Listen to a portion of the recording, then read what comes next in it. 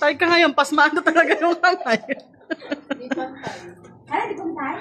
Aga, sayang ang anak. Jesus, Mariosep, Beshi. Patay ka. Pababa, pataas, pababa. Ay, hagdan pala yan niya. Taas daw. Ano ko nga ba nagdulong-gupit yun? Aga. Nadulupit na sila. Ginanam ko pala.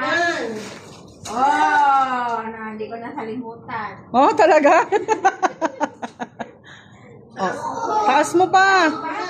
Ganyan? Ana, nakabang na daw.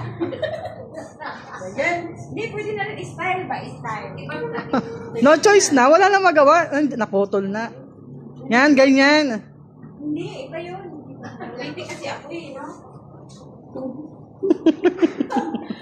Galingan mo. Ha? Di ba nasundan to? Oh. Hindi. Ganyan na, oh.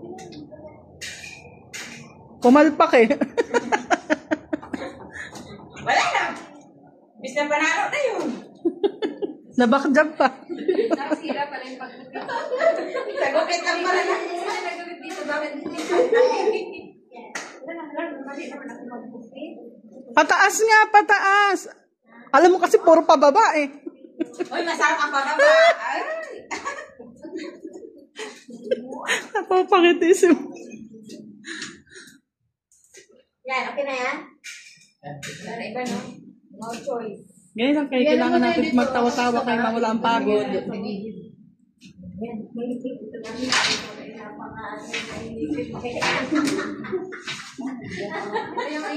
So, like, bigat niya talaga nung binuhat namin ko. Imagine ko kami na ni Roslyn at saka ni Bibi Jane. Alam mo ba nakakaawa sila nagbuhat? Ay, gawain sa ibang kataga. Hindi ako like namin.